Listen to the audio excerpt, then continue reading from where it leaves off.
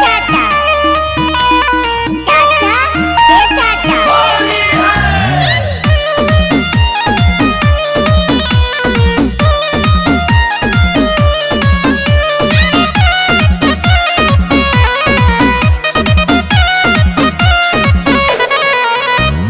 कुछ दिन बाद देवर देम खुशा खबरी तहर भैया के धन हई रंग दन सगरी सारा रा रा रा रा रा रा रा रा रा रा रा रा रा रा जोगी जी सारा रा रा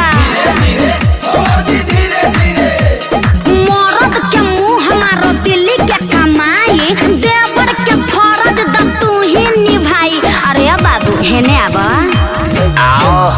अरे कुछ दिन के बाद देवर देम खुशा खबरी तहर भैया के धन हई रंग दन सगरी तनी बुझा हमर बात मन बा छटपटा तो आज फिर शरीरिया हो जाई।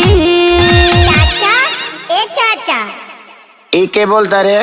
चाचा हम भीतर से बोलत हन बढ़िया ना बेटा, तीसरा लहर में भीतरी से मत अब बहरी ना तो फिर भीतर चल जीबे। चाचा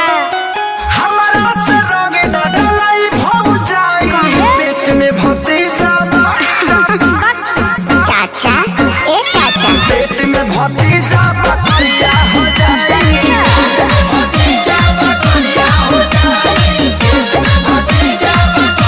अरे आँखिया में दूरबीन लगैले बड़ा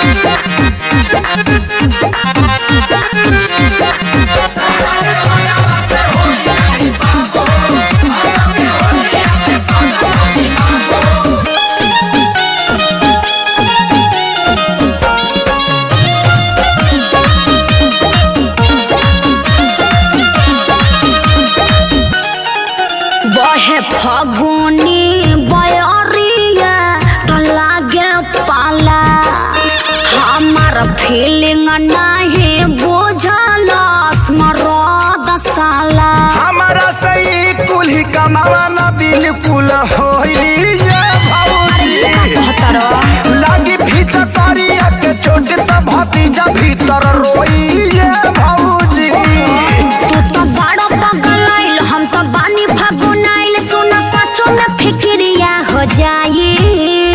चाचा चाचा हमके बाहर के दुनिया देखे के बचा बेटा तोर अभी वैक्सीन बनल नहीं खे, ऐसे ते 9 महीना ना एक बार 21 महीना पर बाहर आओ। चाचा उगला की भीतरी चुकी रज सुनाई पेट में भतीजा जोड़े डरपोका ए चाचा अरे पेट में भतीजा बकरिया हो जाए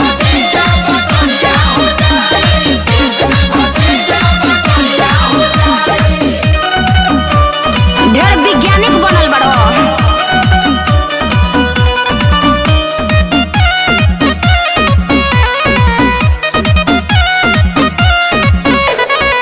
ऐसे मनावा पानी नहीं फेरल जाला भाव जाई लोग के गोबर से लभेरल जाला। जानी अखिलेश भैया बतिया त बड़ी मारो मारी ये भौजी मनुआ के संगे गलती करी है ना कहूँ खेसारी ये भौजी साचो बड़ा तो छुछुनर नहीं खे कुछ के हुनर गुस्सा तोहरा से या बिरिया हो जाई।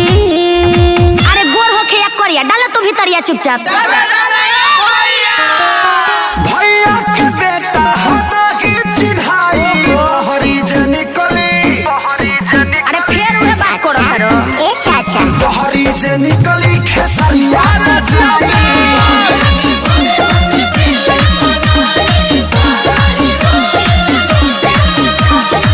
अरे जा भतीजा का चक्कर में नतीजा को देलो।